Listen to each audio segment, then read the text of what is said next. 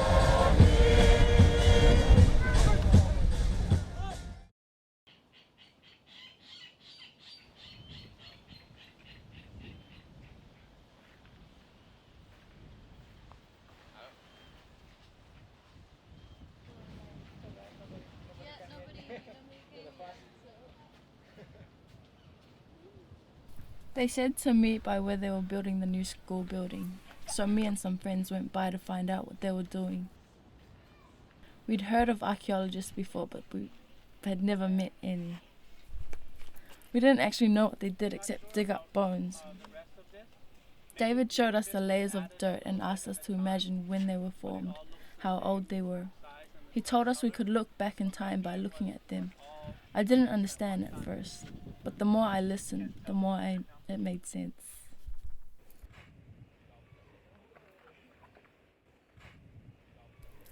We dug through some of the layers and found the bones of the fish that my grandparents had eaten, and their grandparents before them. I just hope they don't dig up my grandparents. We explained to the local students what we were doing, and then we got down to the real excavation. We really didn't want to dig up a grave, because then we'd have to stop digging, and we didn't know how the village would react.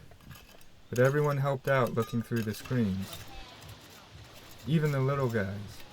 They were actually really good. Their little fingers found everything.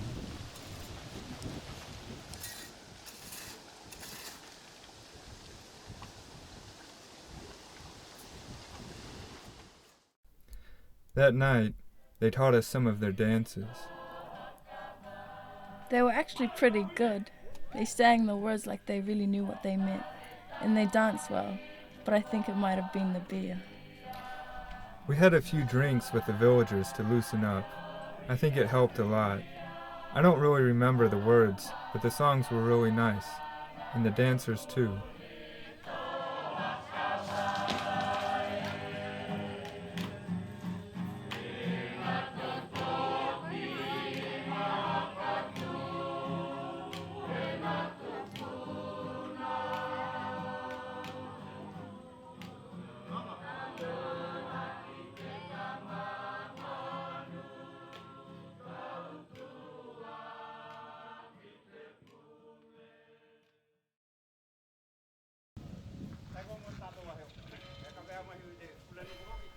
A week into the excavation, we had to totally stop for the village's holiday. We couldn't dig at all out of respect for the village. It was kind of a pain in the butt. They came right in time for the holidays. I think they just wanted to come and have fun and not really dig too much. It was too hot anyway.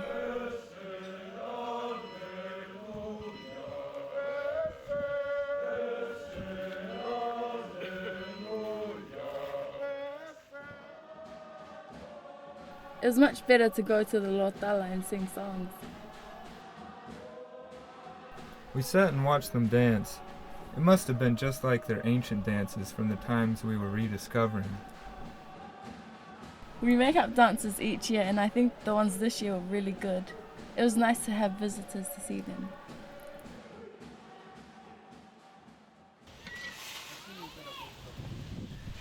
My God, they cut up a lot of pigs.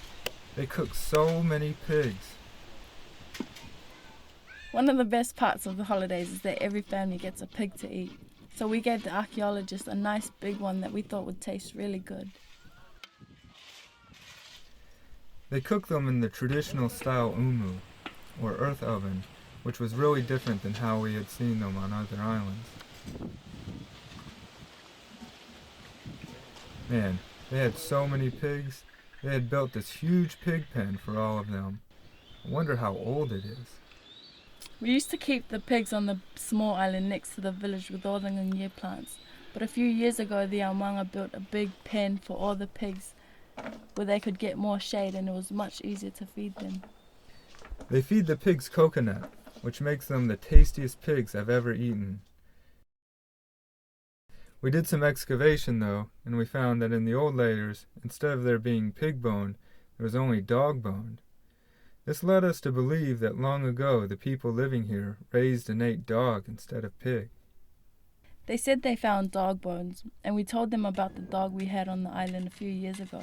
But they said there were so many bones, there must have been lots of dogs, and it was much, much older, and people ate the dogs.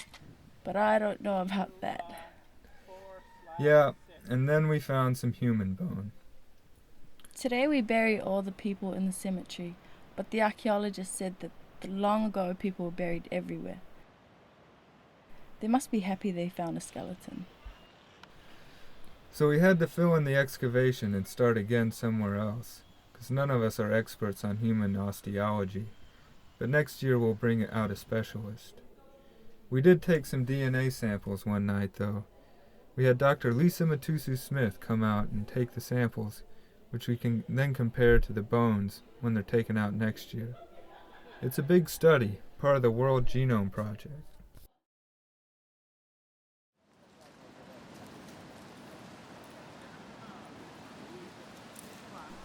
The best part of the holidays, though, was the big net fishing event. This kind of stuff only happens during special parts of the year, so they can conserve the fish populations and keep the numbers up. One of the tautai, the master fisherman, stands on the beach and directs everyone who scares the fish with the coconut fronds. They encircle the area with a net and then drive all the fish into a small group where they can collect them. They were really excited about the net fishing. They were afraid they were going to miss it. They should have gotten out in the water though, but instead they just stood on the shore with their video cameras and wrote in their books. It was kind of a small catch. We're used to much more. There were so many fish. It was amazing.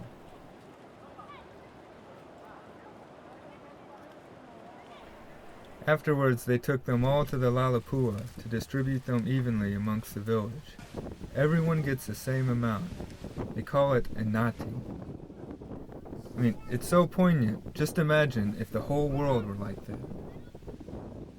They watched the men give out the fish. They kept asking us questions, but we didn't know what the big deal was. That's what we do all the time.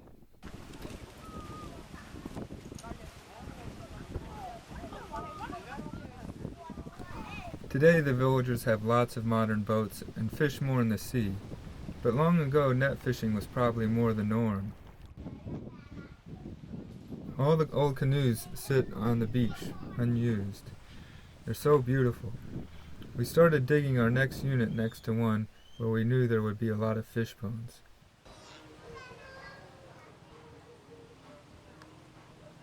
And sure enough, Rintaro found thousands of fish bones, which he can study to say what kind of fishing was being done in the past, whether there really was more net fishing or not. The last thing we had to do for our project was collect some paleoreef samples to tell when the islands first arose out of the water. The current thinking is that it was only 1,000 years ago, or less, which means that the first people came here when the island looked like nothing more than this barren bit of land.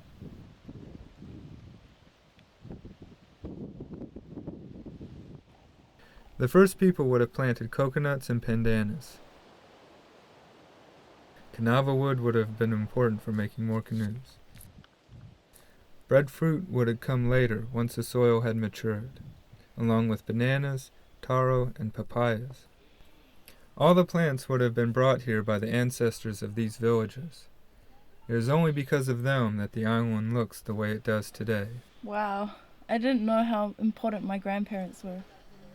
I thought the island was always like this. You archaeologists really know a lot. Not as much as we think we know. And in the end, we really only know what you teach us, what we can learn together.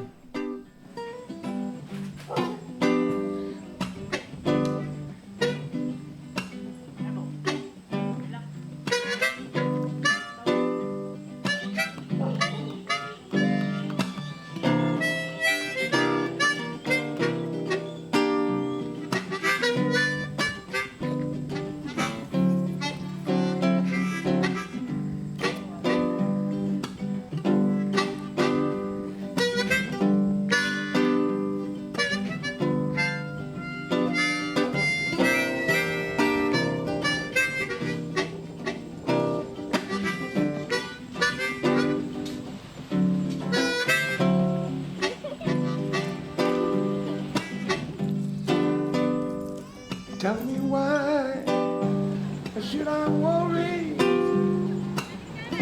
All the world is crazy, and how we can make it do the right thing. I'm so amazed. So I go to the ocean. Give me time to think. I got no time for trouble. Give me one more drink.